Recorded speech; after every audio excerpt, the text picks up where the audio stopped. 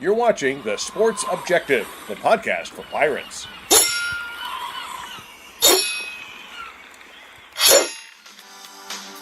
You're listening to Absolute Empowerment with Coach Jeff Connors on The Sports Objective.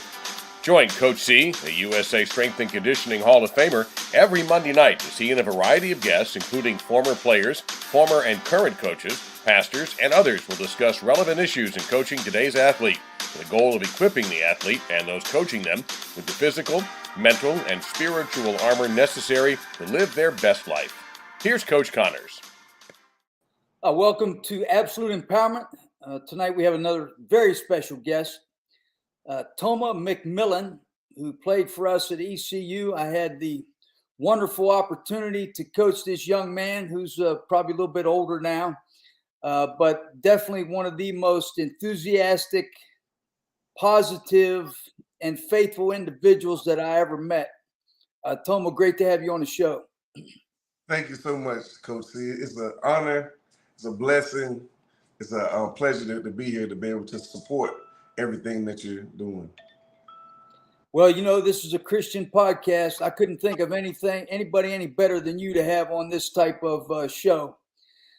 We've been waiting for a while to get you on here. And the other thing is, I want you to go ahead and tell the audience what exactly your title is now and, kind of what you're into. Okay, sure. Well, something that I've realized while playing sports and through my faith is that my life was a lot more than just me.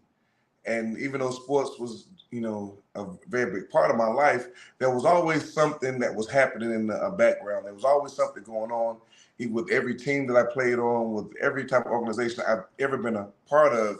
I always believe that God has us placed places where we can say things, we can do things, we can share things to be able to support people. And as I was, living, I just realized that my life had more of a purpose, more of a meaning for it. And I always had that question. I said, well, God, what do you want me to be? Because I never saw myself in a pulpit as like a preacher, something like that. But I always had a passion to share my faith. And I mean, I guess not knowing what that actually meant was that when you're in evangelist, basically, it's like as you go. And one of the best ways and the most impactful ways that I found I could help people was through counseling. And when I finished college, I was substitute teaching. I had gotten married, a lot of stuff, trials, all that kind of stuff. Things just really weren't going well. And then I had a friend that said, hey, there's this program at ECU called Marriage and Family Therapy. You should look into that. I said, whatever. And so I'm like teaching and coaching long-term. And I just kept having these students ask me about how to help their life. And these teachers asking me about this. I was like, why y'all ask? I was like, I'm supposed to be teaching. And I have people asking me, about life issues. So I was like, well, let me go back to school and let me learn how to really help people. Because I felt like I was putting a Band-Aid over an open heart. And going back to school and becoming a licensed marriage and family therapist, I learned how to suture and how to support people in healing. And if anybody does any research, or, if you look up the Greek and Hebrew, the word therapeo, therapy, it's like I had no idea until I got to the program that I was made for this. Like, if I could wake up every day, and I actually do, I get to wake up every day and support somebody and having a better quality of life as a therapist. Of course, I have training and background. I'm actually licensed in the state of North Carolina. And I'm also a military family life counselor. That's also another credential that I added on. I went through some other stuff, and maybe we'll get to that too. But a lot of life challenges kind of propelled me into things. But I also began working with the military, and I became certified to work with the military and their families and their youth. So I'm a marriage and family therapist, and I'm also a military family life counselor, and I have the honor and the privilege to support the military and their families, people that have service-connected issues that are mental health as well. So I'm doing a little bit of all of that stuff right now. Well, that's awesome. Anything that has to do with your testimony, we want to talk about tonight. So feel free to expound upon anything you like. But when you came to ECU, everyone recognized your enthusiasm, and you kind of had a light around you all the time. You know, when you stepped into the room, uh, there was joy. That's how I saw you. You know, when you came in the room, there was joy coming in the room. You know, no matter what day it was, no matter if we lost a game, won a game, whatever time of the day we were lifting, if we had morning conditioning, whatever it was, you were always happy, always positive, and I thought you were a great influence on the people around you. And you had a good friend. I don't know if he was your best friend, but Freddie Claybrooks was there with you quite a bit. And, it wasn't like Tomha. It was Tomha and Freddie. Yeah. And Freddie, I think, ended up transferring after a while. But, Freddie was a good football player and a great young man as well. What I'd like you to do is maybe just tell me the story of growing up in the Atlanta area. Is that correct? Yes. And the influences that kind of made Tomha McMillan the type of young man that he was, such a personable young man with such a strong faith. I know you had to have some people in your life that influenced you, and I'd love to hear a little bit about Tomha's story growing up. Yeah, I could even say just meeting Freddie Claybrooks. I call him Muddy Waters. That's a long story, but it's amazing because if anybody knows about Atlanta, there's the greater Atlanta, there's the city, there's a metropolitan, there's a lot of other cities that are surrounding. And Freddie is from Decatur, Georgia. So Decatur is like, without trying to go too much, but it's like a few miles outside the city. So even though we grew up maybe 15, 20 minutes apart, we never really saw each other, and we never played on any all-star teams or nothing because it's just that big. It's a huge area. So just meeting him and the relationship that we continue to have, it's like God is, man, there is no way I can say I am who I am today without recognizing and understanding there's an influence of God on my life. And I never meet anybody by accident, never. And so that's something I guess began to learn at an early age, was that, Tomha, you're meeting these people for a reason. Like, you have to listen. I'm always listening. Like, why is this person in my life? Why are they here? And what am I supposed to share with them? The reason why I do that is because I'm a very non-traditional person. Like, if anybody knows me, just like you say, Coach, I've always been weird. I've always been this unique person my entire life. But I embrace it now. Now I learned that that's part of who I am. I've always just been different. I have my own tune. I'm off. I'll never forget that Tennessee game where I wore that orange shirt. Like, and it's like, and for me, in my mind, I never even thought about how that would be off-putting to some people, because I was just like you say, because that was a nice shirt. I like the color orange. So there's like certain things that I had to learn about myself, and this is what's key, is that I learned that I express that unique part of God.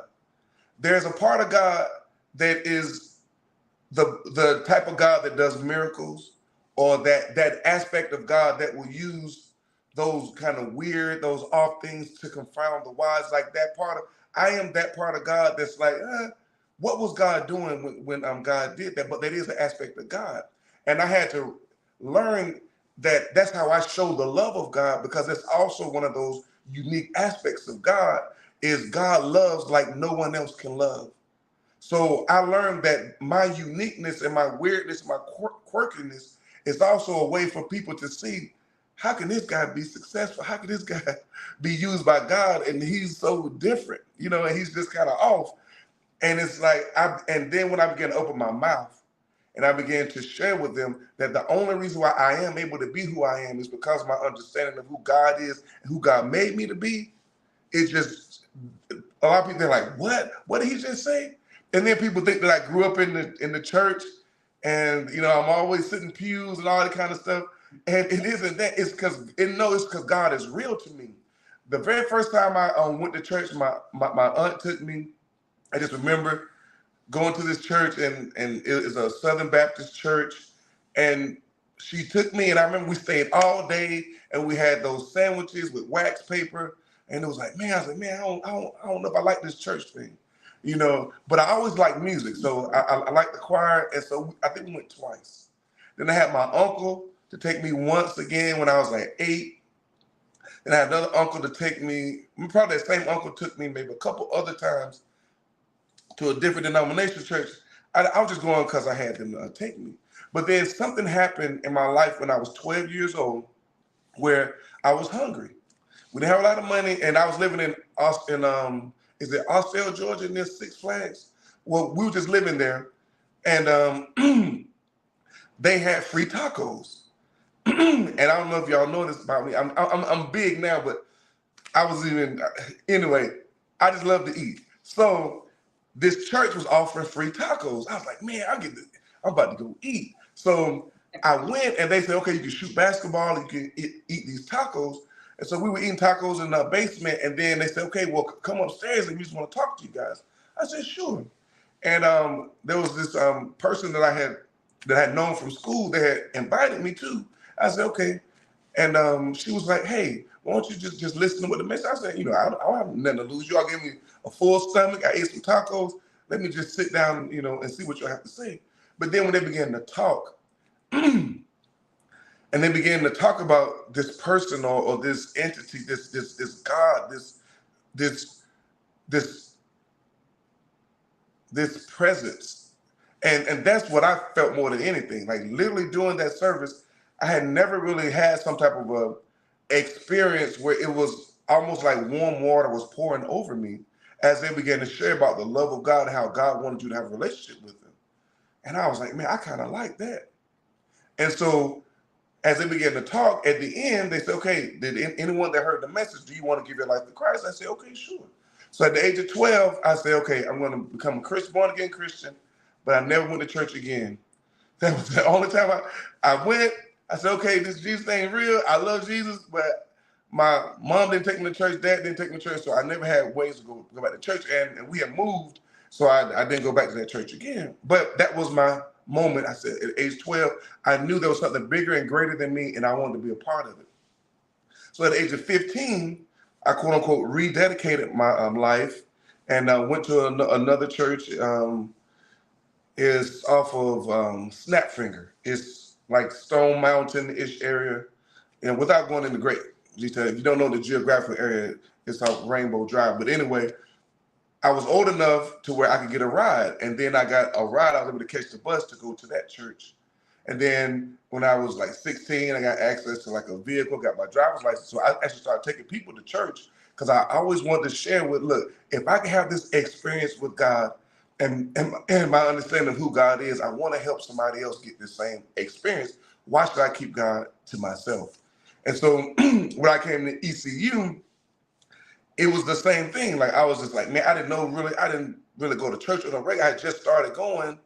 And I got another roommate, Damon Davis, who was a born again Christian. And so later on, we began to kind of work together, began just sharing the gospel and just sharing Jesus on the campus and sharing with our football players, and teammates. And so it's like there was something that happened in that time where I made so many mistakes at age 17, from 18 to 20. And I said, okay, this is it. No matter what mistake I make, no matter what I do, I'm going to live my life for Jesus Christ. I'm going to live my life so that in some way, in some form, I have an understanding, everything that I'm doing, I want God to be pleased with it. So even if I make a mistake, I said, devil, I don't care what you say and what you do. I know I'm not perfect, but I know God in me is perfect. And from that day forward, it was so much more easier because that burden of trying to be perfect was taken off of me, and I let God be God in my life, and God used the experiences, like it's just exponentially grew. Even within the first, 2 years where I really, began to focus on God, they had the Franklin Graham concert or the Franklin Graham Crusade came through Greenville, and I was able to do the opening prayer. And just like hundreds of people came and gave their life to Christ. Excuse me. And that was just an opportunity I was given because I said, let me take a step back and let God just guide my life. And I began to just see how if you listen and you obey, doors will be open and you can then begin to share how real God is. Like not to be like, like churchy and stuff like that, because I've never really been a churchy person, but the relationship part, like that one-on-one part, like that anybody, no matter who you are, no matter how imperfect you think you are, God loves you unconditionally and wants you to have a relationship 100%. No doubt. Well, what were some of your best times at ECU with the football program?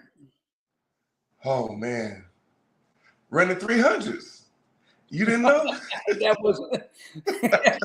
Do you know how many people got close to God because of you, Coach C? Coach C, so many guys developed a prayer life and would fast and go seek God the day before they had to test 300s because of you. Man, that was wow.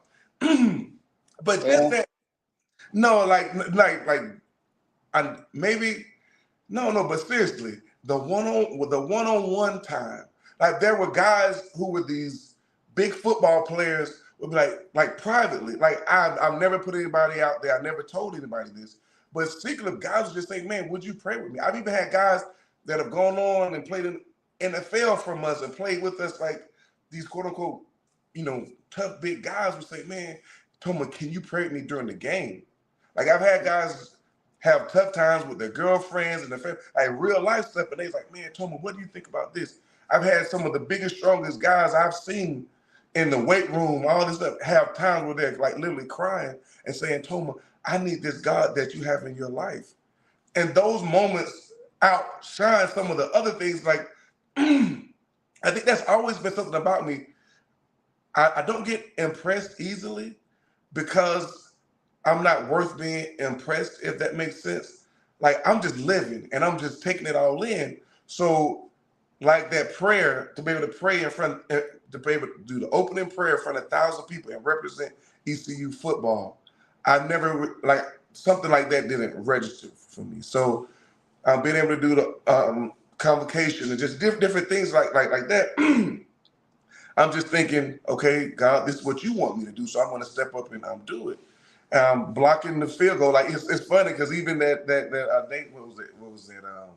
That 99 game when we played Miami, and I was telling the reporter I heard a voice tell me to move my hand to the right, and I moved my hand to the right, then I blocked the field goal, the field goal, and they were like, man, whatever, and I was like, for real, like I literally was playing. And that's something that I learned how to do. And that's one of those things, like I said, I never really told people about this, but I was always prayerful. Like I would meditate before every game and get into the presence of God and make sure that while I was praying, I felt like I was playing under the anointing of God, under the power of God, where I never had like a serious injury, stuff like that, where like stuff would happen. I was like, wow. But I would listen. Like I would listen because I played defense. The way I would listen, I would look with my eyes and I would see how to beat guys. And is this I was unblockable. I'm not saying this because I was listening to God the whole time, but as I'm practicing, as I'm doing reps, as I'm squatting and doing deadlifts and power clean, and then having to run 4, 4, 5, 4 full gassers on Tuesdays, like I was getting in better shape, but I was physically able to take my life to another level. And then on that spiritual side, I was able to put those two things together. And so I had some great moments because I didn't make God separate from my life. I made God part of all my life. Well, I really thought the influence of Coach Logan was huge also because everyone knew that he was a strong spiritual man and he lived it. And, I had tremendous respect for him in that regard as well, because he was he didn't kind of wear it on his sleeve, but he let you know that your spiritual life was very important. So I think that was a huge influence on our team. And I think was a huge influence on the success of our team in many ways. But definitely, I don't know if I saw anybody who had so much leadership with the faith part of it as you, Tomha. I mean, you were always available for your teammates. They knew what you were about. The coaches knew what you were about. And that enthusiasm you have became contagious. And I believe it helped us win football games. So, I want to make sure I tell you that. Thank you very much. I never have. No, and it's so, and you know what, Coach C is so amazing. Like, I've had people come to me later. Like, I'm not, the thing is, I told myself I'm not going to get emotional during this because of Anthony Nobles. And Right. he was one of those guys that I didn't know that looked up to me. And later, when I was doing some arena football and we was playing, and he was playing other teams, and we just got really close. And he would message me and talk to me, and he was like, "Tommy, man, I always looked up to you." I'm like, "Why you look up to me? This dude 6'7", 360, can incline 450." I'm like, "Come on, dude, why you look at just a massive man?" But I didn't know until I got to know him that he actually grew up with a very spiritual family, like pastors in his family, men that were like, there was a singing groups, like all these kind of things that there's a real strong faith base. And he was just like you say, he said, told me, you gave me permission to be a Christian while I played football. And I didn't I guess I don't really realize it, because growing up where I grew up in a city, this is what they told us when I was in middle school. By the time you're 21, you're either going to be dead, on drugs, or in gangs, or in jail. So by the time I graduated ECU, I was so excited because I had beat the odds. Yeah. Because people where I grew up from didn't make it. So when I'm having an opportunity to tell people about life and how I'm able to live a life, is because where I grew up, like, honestly, I know maybe 2 or 3 people that actually did make it. Because out of all my friends, my friend group, my cohort growing up, like, all that stuff did happen. They were in gangs, on drugs, dead, or in jail still to this day. So when I have opportunity and I'm going to a college university, I'm getting a college degree. I'm learning how to live. I'm learning how to be successful in life, doing stuff I've never seen people do before in my life. I have no choice in my mind but to be grateful, and then to give honor to the motivation and reason for me to have that. And so sports to me was it was the same. I was like, God doesn't stop being God because I put on a helmet. God doesn't stop being God because I put on pads, because I lift weights. I'm like, God is still with me. So why not share that with other people? And I know people are like, man, told me it ain't that I'm serious. But the thing is, I had to do it, because if I didn't be that serious, I would go to that other extreme. I would be on that other end. And I wanted to make it. So if I'm making it, and God is the reason why I'm making it, then why not share that with other people? And so Nobes showed me that even after playing football, and I would have other guys come up to me and be like, man, Toby, you know what, man, sometimes I even had a coach tell me, it was so funny. I think it was Coach Logan. He was like, Toma, sometimes I would find out when you were lifting, and I would come down just to listen to the conversation you would have with your teammates. And I'm like, what, Coach? I'm like, what? And he was like, he said it would just be like a little light in his day, just like you said, just an inspirational thing, just I guess, I don't know, I'm just trying to be me. I'm in there acting, you know how I did, Coach.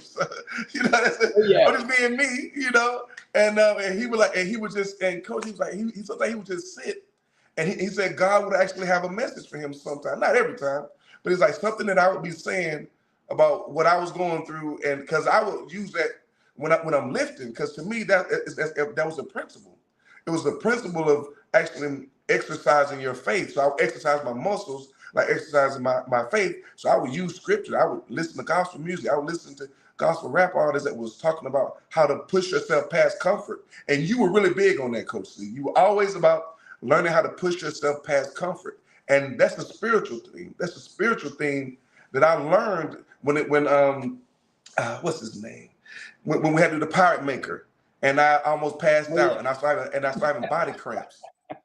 Like stuff like that. But Yeah. spiritually, I took myself physically to another level, because spiritually, I took the training wheels off, and I said, well, I want to see what it's like. And that's been my life ever since. Like, my life will never be normal. I cannot live a normal life. There's nothing that's supposed to be normal about Tomha, because I express that unique aspect of God. I love it, man. I love it. Let's get into a little bit of what you do. I will tell you this. I'm very much aware of what's going on with athletes now from a mental health standpoint, because we read about it all the time. You know, of course, I saw my share of it. It really wasn't as public as it is now. Mm-hmm. And we really didn't have the staff that some programs have now to work with young men to make sure that they, stay confident, stay grounded, and hopefully promote a spiritual life. Uh, there's so many temptations and so many, athletics is so egocentric sometimes for both coaches and players. I mean, I always look at it right now after I retired as, I want to lose myself to find the kingdom, I mean, Absolutely. so, because you just thought so much about yourself and about winning and, how you're going to make your next dollar. And, you're not going to make your next dollar unless you win. And that kind of consumes you. So, Oh, yeah. since I retired, I've almost have a totally different mindset, and I'm actually in school now myself. I decided to go back to school to be a health and life coach. Congratulations. I'm in my 4th week there, so I'm pushing my other things to the bottom of the resume and trying to learn new things Nice. to help some folks. So, and I'm really excited about it. It's just awesome content. But Absolutely. talk a little bit about what you see with athletes in today's world in relationship to some of the mental challenges and some of the mental health issues that are out there. Yeah. Something that I've been really pressed in lately, because just like you said, a lot of these have come to the forefront with mental health. Like, you have athletes, professional athletes, saying that they need a mental health break. They've even added to a lot of employee assistance programs where they can get a mental health benefit. If you're in the state of North Carolina, state employees, almost all state employees get like mental health services almost free. So there's this push in our culture right now to be able to be more aware, because we're realizing that there are a lot of athletes are human. Right. Athletes are real. There's a human aspect of it, even though they're put on these pedestals and they're put in these positions to be superhuman. But that's part of the stress.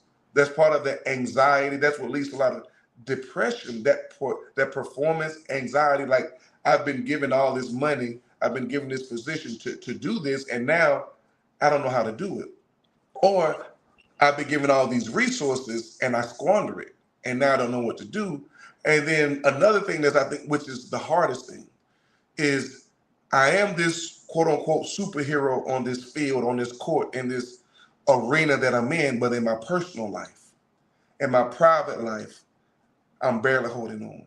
In my private life, I don't know how I'm making it. In my private life, I'm self-medicating. In my private life, I'm falling apart. In my private life, I'm having domestic violence issues. I have a lot of different mental health stressors and pressures in my life, and I don't have anybody I can go to, because if I go to somebody, then maybe I won't make as much money. Maybe they won't think I'm this superhero on the field, on the court, or the arena that I'm in. And so there's this stigma and this idea of perfection, I guess you can say, that we have to be when you put in sports, or when you're in a sports type of situation, and that adds even more stress and more pressure to it. And I've been seeing it lately, I guess, because boxing has been really huge. Like, there's been Yeah. boxers that have actually said how I'm depressed. Like, I can't perform because I'm just so down. And I think that's something too I can really speak to just a little bit more. When you're clinically depressed and when you're depressed, those are not the same things. When you have a diagnosis of depression, or when there's depression that's so strong and so present in your life, there's a sense of, I don't know how to get out of this. There's a sense of, I'm overwhelmed by this sadness. I'm overwhelmed by this sense of hopelessness. I'm overwhelmed by this sense of I don't have control. It's like this is something that I'm not good. Like I'm not calm. I'm not peaceful. I don't have. And so it's not just I woke up one day I was sad, or I had a bad game and I'm a little bit down. Those are like acute moments. Those are like moments that can lead to something else. But it's not where some people use medication. Some people have mental health support because they have realized that the way they're viewing life is from a depressed state. Like their perspective is down. Their perspective is less than. Their perspective is hopelessness, not hopefulness. If you listen to some of the people that share about their experience, usually is I had all these millions of dollars. I was on this stage, but then when I left, I felt like my life was empty. Like people say they want to end their life. A lot of artists and athletes have this challenge, and they have these suicidal ideations, these suicidal thoughts, all these thoughts that I don't want to be here anymore. I can't live anymore. I shouldn't live anymore because the pressure is too much, or because I'm too sad, or because I'm too worried about how I'm going to perform, or if I'm going to be able to keep this standard. And so they say it's better just to end it. And so that's some of the things that I run into and that I've actually faced in my personal life too, but also with working with athletes, is how there's a whole other side to them that they don't get a chance to express and share. And for that mental health, it's a silent battle. You and I both can be having a mental health challenge at the same time, and if you look at us, no one will ever know. Right. It isn't until we express, until we share how I really thought I wasn't going to wake up this morning, or I was hoping I wouldn't wake up this morning, or I didn't even know if I was going to be able to keep moving. It took everything in me to be able to make it here today. Like when people start having a conversation, if they're being honest, if they're genuine about what they're going, what those thoughts are in their mind, they just keep going over and over again, that they seem like they can't control those worries. That's anxiety. It's like there's certain levels to it that if we are honest, that's when it gets exposed. And what people don't like, and a lot of times it's very challenging, when it seems like it's a weakness. And that's the good thing about getting mental health support. So if any of you all are listening to this, if any of you all have any type of challenge that I've just talked about, if you're an athlete, there is support for you. There's tons of it out there. You don't have to do it on your own. It isn't weakness. It's a part of your humanness. And everybody has something that they can use support in. Everybody in this world. It doesn't make you any less than, it doesn't make you like something's wrong. There's nothing wrong with you. It means that there's something happening within your life where you're in this point, in this moment, where it's best for you to have another perspective and another support, because the way you're viewing it, the way you're defining it, is detrimental to yourself, to your life, and it's because you see things in an unhealthy way. And just like when we go to the doctor for their physical health, when you go to a doctor or someone like me for a mental health provider for that mental health, it's to help you to get a healthy perspective, a perspective that's going to help your life and to reaffirm those positive things, and help you to get a perspective that's not detrimental and hurtful to yourself. And so as I'm seeing these famous, quote unquote, famous people that are committing suicide, these athletes that are saying that they wanted to end it, they didn't want to make it, or they were clinically depressed and they need to get help. It's just some of those quiet and silent things that's going on in our culture that now is just more, the resources are more accessible, they're more readily available, but also it's like now it's becoming almost trending for people to talk about what their mental health challenges are. Yeah. Now, with athletes, do you think that depression is one of the main things that they're dealing with overall? I would say the top two that I've seen is depression and anxiety. Right. That Yeah, that was kind of where I was going. Yeah. Yeah, it's very huge because again, you can be depressed and still run for 1,000 yards. You can still be depressed and lift 1,000 pounds. You can still be anxious and worried and stressed out and still coach your team to a national championship.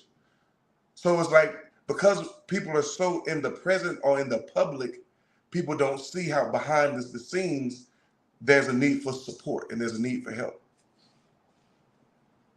Well, what is an example of your strategy, for instance, if someone comes to you with anxiety? Tell me a little bit about your approach. Okay. Well, for me, the way Tomha McMillan does it, licensed marriage and family therapist, Tomha McMillan, Coach T, man. The way that I approach things is I always try to figure out how are they defining what they're anxious about. To me, it's about meaning. I'm more of a structural therapist, so I spend a lot of time with meaning and narrative things. So in your life, if you're defining something in a way for you that is hurtful, then you will react to it in a way to protect yourself against it. And when we begin to protect ourselves against things, we begin to actually create these borders, these walls, these barriers, these ideas in our mind to keep us safe from it. And so I began to ask and begin to work with them about, okay, what is this thing that you're anxious about, that you're worried about, and how are you defining it? Is it hurtful for you? And if it is hurtful, then what are you doing to protect yourself against it? And then as I began to back up and work with them with it, we began to realize that there's some things they were afraid of. And that's where fears come in. And people can start to be honest about what their fears are and how these fears have led to a lot of anxious thoughts. These fears have led to worries. And so I spent a lot of time working with people on how to redefine those things they're anxious about and began to find answers to resolve those fears.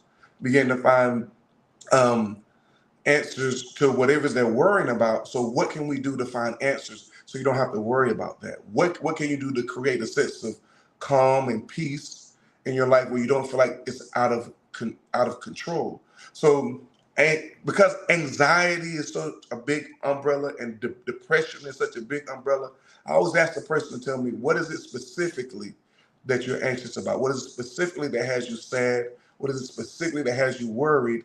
And what specifically you feel like is hurting your life or hindering you or making you stressed out, was really taking you to this place where you know you don't want to be. And then I asked them to share with me what are those things that are hurting them and what those things are helping, and then how can we create more of those things that are helping, and then how do we redefine those things that are hurting, and then to get some type of supports in their life to recognize what are the triggers, what are the things that set them up, what are things that spark some of those thoughts, what sparks the depression, what sparks the anxiety, what causes it, for lack of a better word. Has there been some trauma? Because there's something else that a lot of people go through, is like a traumatic event. They were hurt by something, or something hurtful happened to them. It could be a loss of a family member. It could be that they were physically abused, emotionally abused, sexually abused.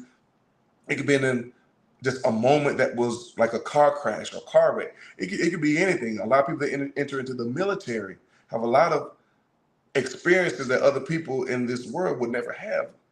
And it creates a place of trauma. So when we're having these hurts and these traumas, and we're having these, for lack of a better word, these injuries emotionally, it presents itself as anxiety, stress, and depression. And because in our world, in our society, we go to school to learn physically how to heal ourselves, but we don't go to school and we don't learn how to emotionally work through things. We don't know how to fix that mental injury we have, that emotional injury that we might have in our heart and in our mind and in our spirit. So that's basically, I hope I answered that question accurately. Absolutely. And, as a coach, a lot of people don't understand that, or maybe even realize that I really think that coaches need a lot of help, because what I learned when I retired is, over time, I realized that I could trade perfectionism for presence, because we were always looking to make everything perfect because, you had to win games. I always had a 1-year contract. I did have a multi-year contract one time, but then I left the place, about a month after I got the contract. So, but yeah, when you're going through a football season and you never know, who's going to get fired, if the head coach is going to get fired, if he gets fired, if you have a job, you get to that 6th or 7th game of the season, you're thinking, which way is this season going to go? Am I still going to be able to support my family? How long will I have a paycheck? And then you have that relief when you win maybe that 7th or 8th game, thinking, oh man, what a relief. I'm here for another year, and it can create tremendous anxiety. Honestly, I don't think I've ever been depressed in my life. But what I've been is like, I just don't think I handled those things well because I would start getting wacky, about halfway through the season and start, trying to figure out what I'm going to do to make a living if I have to do something else, or if I got to go somewhere else and find a job. And, when you have to move your family around the country as a coach, sometimes your children may not be that understanding of why they have to switch schools, why they have to make new friends, why they have to move to a new town. And I think that puts tremendous stress on a coach. When I was in Carolina, of course, there was a change there in the head coach, and I was retained, but not knowing if I'd be retained, I moved my family 3 hours away for several reasons, just to protect them and try to figure out what we're going to do next, just in case I wasn't retained. So I had to travel for, 3 or 4 years to see my family. And I had to travel 3 hours to watch my son play football on a Friday, then travel 3 hours back to the hotel, get there at 2 a.m. for our game, at UNC. That's kind of some of the things you go through, I think, as a coach. And I see a lot of coaches going through those types of things. So, I mean, it's not just the players, I think, that need some help, but I think the coaches as well. Absolutely. And I really don't know what resources are available. But I know the last couple of years when things weren't going well at ECU, it's a very bad feeling in a lot of respects. And fortunately, it was right there when I was going to retire. So, and I fortunately had survived 7 head coaches, but I think that coaches really, really could use that resource. There's no question about it. And I think they're reluctant to do it. Absolutely. Not only them, but also having their families understand the profession. Yes. So that you can keep your marriage. Yes. It's a different animal. It's a different creature, because just like with my training and work with the military, there is something that you innately want for your family that you can't give them, and that's all of your time. That in and of itself creates stress. There's stress usually on the man in the household, because I know there are women coaches also, so that also creates stress in the household too. But there's an instant stressor, because I have to be committed to this program and get this program to where it's successful. But then I have this program that I sleep with, have this program that my children rely on. There's this entity I have at the house, this family that depends on me for everything. And so there's a pressure to not to say quote unquote choose, but you kind of do. And so how do you prepare as a family for that? How do you prepare a 3-year-old that's waiting on their dad to come home? How do you prepare this wife who never knew her husband was going to be in this profession to only see him 2 months out of the year? You see what I'm saying? Like, it doesn't happen, because when they have deployments in the military, like the husbands or the wives or whoever they are, they may be gone for years at a time. So by definition, a family is stressed because you have members that are separated and are not there. And so if you don't have a mental health professional, you don't have a licensed therapist or a counselor to help them to work on different strategies, because you don't have a traditional family. Because you don't have a traditional family, you need to learn ways to build the communication, to keep the fire and the chemistry going between the husband and the wife, and to keep that connection between the parents and the children, so it's healthy. You want to have a healthy family system. And there's certain jobs and professions and careers like coaching and sports and athletics and the military. It puts a lot of strain, a lot of pressure on the stability of the family. And Yeah. unfortunately, a lot of families don't make it, quote unquote. Like the families break up and they have a lot of hurt connected to that. Well, I spent about 7 or 8 months with Special Ops Marines, 2nd, 3rd Battalion down at Sneed's Ferry, North Carolina. And what was shocking to me is they sent me to like 2 or 3 days of suicide prevention training. And the statistics in the military are quite incredible that, we're talking 20, 25 a day, either current military or veterans committing suicide. And say a few things about that because you're working with military. Yeah. One of the most eye-opening experiences in my life was working on one of the military posts in North Carolina, and every day there was a reported suicide. And I didn't realize, but that's why my job was there. And they told me later, that's one of the reasons why this position was created, was because it was such an alarming rate, and it was such a quiet thing that would happen. And that's what they were saying. And my position as an MFLAC, as a military family life counselor, I don't have to report anything to the chain of command unless someone's going to hurt themselves or harm somebody else. That's it. You're going to harm yourself or harm somebody else, then I have to report it, and I just support them making that transition. But it was so amazing how there is this standard.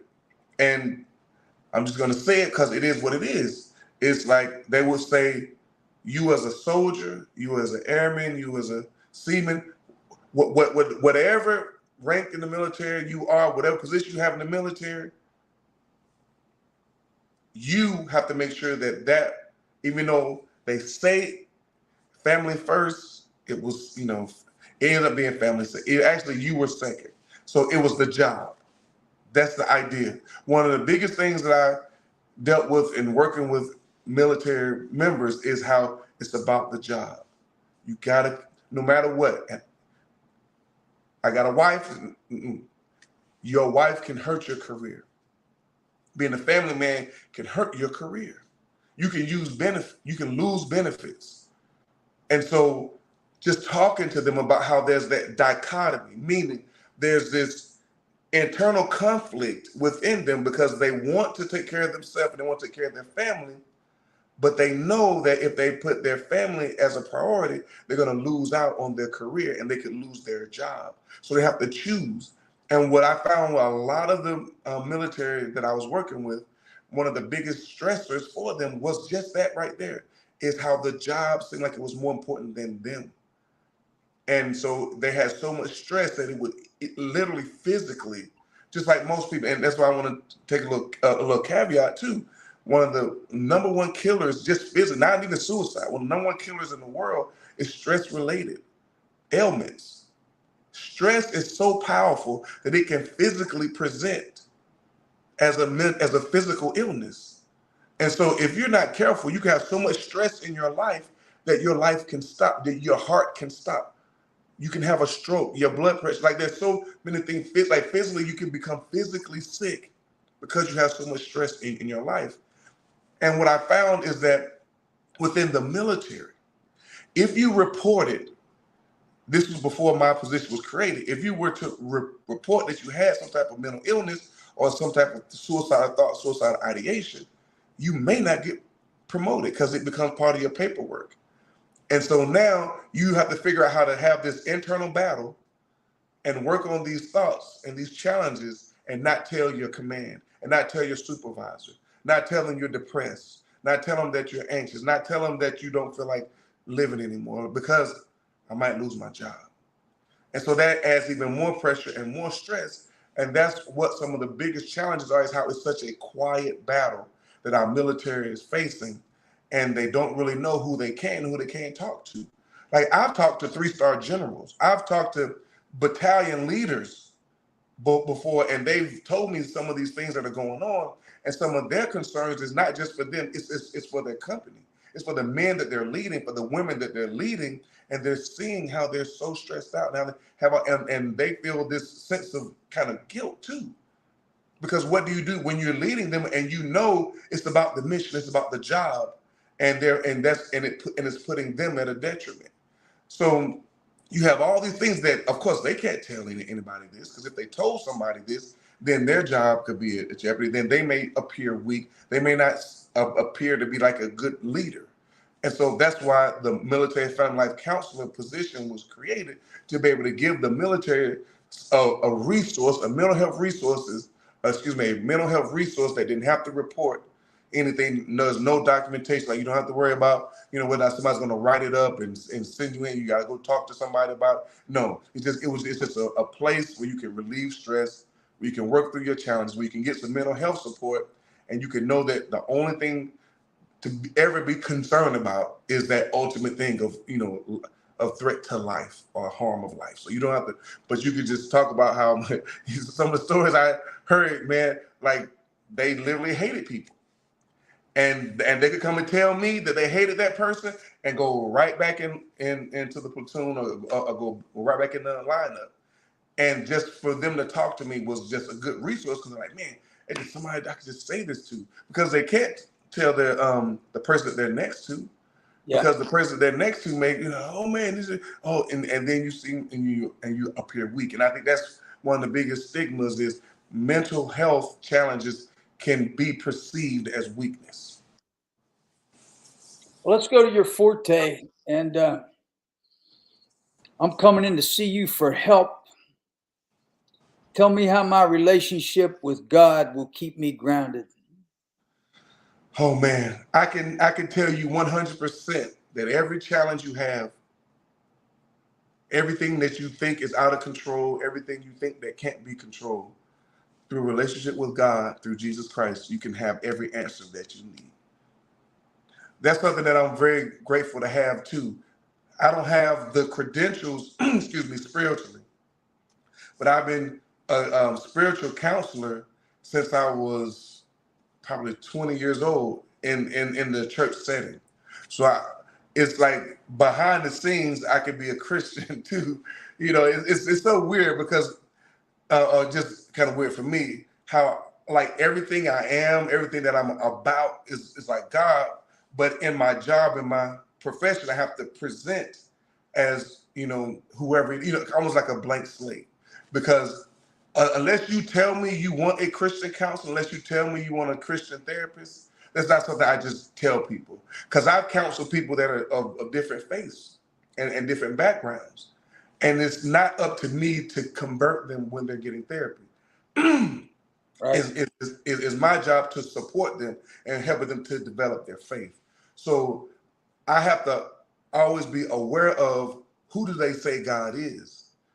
And then based on who they say God is, how can they get that type of help if they want that type of spiritual help? Excuse me. Yet for me, Tomha McMillan, what I have learned is that through my Christian faith and my relationship with God through Jesus Christ, every burden, without trying to sound too spiritual, every heaviness, everything, stress, anxiety, depression, all that type of stuff can be resolved. And what's so amazing is, when I went to school and when I was learning about therapy, some of the exact same principles they were teaching and sharing through therapy are almost congruent with the spiritual teachings of Christianity and the Bible. So that's what made therapy make so much sense to me, because it was what I had learned about who God was. And I was like, man, you can become whole, you can become complete, you can become free from symptoms, you can become free from this diagnosis. You know, like it's like, wow. Yeah. Well, I mean, yeah, in the school I'm in now, when it comes down to it, it's about loving other people. So yeah, they're not going to talk about Christ or one denomination, or they're going to keep it very general. But at the same time, Jesus Christ is all about love. Yes. And the thing about it is, that don't work for anybody. So Absolutely. I'm gonna be a dog soldier for Christ. That's what I'm Yes, going to do. So, absolutely. It's so interesting that you even brought that up, because there's a book that I'm working on right now that I'm writing, and it's about learning to love yourself unconditionally, and it's based on that Christian principle of the unconditional love of Jesus Christ. But I've learned how to love me. Remember how I said one thing I was telling you about, how to embrace my uniqueness, seeing that I am who I am, and not trying to make it go away, but to see how that makes me uniquely me. No one can express me the way I express me. And because I have my own personal relationship with God, other people will get to experience a aspect of God, because I'm genuine to who I understand, and I'm authentic to who I understand God is in my life. And that can free and release so many other stress and pressure to be something else other than what you are. Like I said, I don't want to go too much into it, but there's a freedom you can have by learning to love yourself without condition. you can Learning go as far into it as you want, brother. see, okay. Well, let me just go into a small part of it. Okay, the concepts that we call our shortcomings, the concept of sin and lack, can be anything that's not quote unquote right. And many a times in life, we create this space. We create this archetype, this being of, or who we think everybody loves, who we think, okay, this is the perfect person, right? So now there's this stress and this pressure to become a person that doesn't have any defect, any flaw. And so now you're trying to live this life, and you will overlook shortcomings. You will overlook things in your life. You even protect yourself from realizing the areas in your life that you really are not strong in, and you will pretend that you are, and you will make sure others don't see it. You'll cover it up. You actually do stuff to make it seem like, oh man, I'm all right, I'm all right, I'm all right. But behind closed doors, when it's just you by yourself, just you and God talking, or you and yourself, and you have those inner conversations, those internal dialogues that you're having within yourself, and you know it's off, and you know it's wrong, and you know you shouldn't think it, and you know you shouldn't do those things. But when you don't allow yourself to express that, you begin to try to hold it back and begin to say, oh no, I shouldn't, no, I shouldn't, no, I shouldn't. And then you begin to say something's wrong with me, something's wrong with me, something's wrong with me.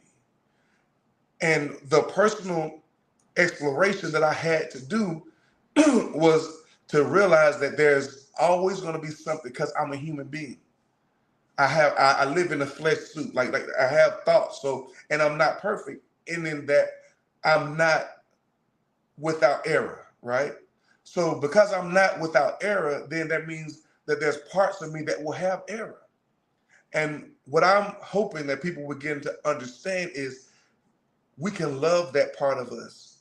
That's that most erroneous part of ourselves. And when I say love, I don't mean to overlook it. I'm saying love is in love corrects. Right. Love, there's a guiding aspect of love. There's a part of love that says, I want to make this wrong right. And now you can begin to love yourself so much that you begin to correct yourself. You begin to put yourself in a position where you're working on those things, and you're always aware of what you're working on. Not that you are saying that, oh man, I'm not this, oh man, I'm not that, and then I can never be this. It's not about what you can never be. It's understanding and welcoming who you are, having that comfort, having that peace of just knowing that you're just you, and then begin to love that part of you unconditionally to the point where you embrace it and you accept it. And now you're not fighting against yourself. Now you're not having these private conversations where you're fighting against yourself or battling yourself. You're having these private conversations where you're saying, come on, Tomha, you can do it. Come on, man, just keep working, keep working, keep working. Yeah, this is what it is, but you can overcome this. And you begin to use that love for yourself to work on yourself, not to make it seem like you're perfect, not to make it seem like that there's nothing wrong with you, but to know that you deserve the utmost love, but you deserve to have a life that's free from this idea that you have to be perfect. Right. Well, Tomha, we got about 5 minutes, and what I'd like you to do before we close is, could you just imagine that you are speaking to a freshman class of football players, and tell me a little bit about what you would convey to them, what you think is important for them to understand as young men, many of which, as we know, may have come from a broken home, a single parent home, whatever that situation might be, some of which may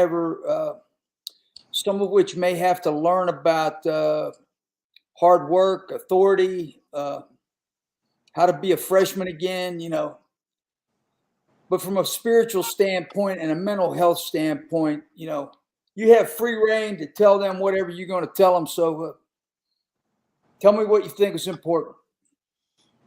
What I've learned more than anything is that the person you are today is not the person you're going to be 5 years from now. The person you are today is not the person you're going to be 2 years from now. The person you are today is not even the person you're going to be 3 months to a year from now. Allow yourself to become. Seek. Don't settle for what other people tell you. Don't settle for what this idea is that has been placed on you for what success is. As a spiritual person, or as a spiritual being, we have something in our life called purpose. We have been created to be a certain thing. We have been created to express a certain aspect of God that only we can. We were a word that God spoke. There's a reason why you're here right now. It is not an accident. Whatever family you went through, whatever people called a mistake, whatever they said should not have happened, whatever you had to fight through to become and to get here right now is because you needed to hear this. You're worth it. There is nothing about you that disqualifies you. You're fully qualified to have a full, complete, and total relationship with God through Jesus Christ. You are very well prepared. You're very well positioned because you're right in front of me right now. I have never in my life met not one person by accident. In all the years of my life, every time I meet somebody, it's because something needs to happen. Either I share something to them about God, or they share something with me to help me learn to have a better understanding of who God is. And you're here right now, not by accident, but because you needed to share with me and I needed to share with you. And as you allow your life to become, as you allow your life to be, you will have an understanding that there are certain things that will happen that are out of your control. You have no control over it. What you do have control over is how you respond to it and the resources that you can find to help you become a better version of yourself. Keep striving for that. Keep seeking for that, becoming that better version of yourself. There are resources, professional, from an athletic standpoint, from a mental health standpoint, from a spiritual standpoint.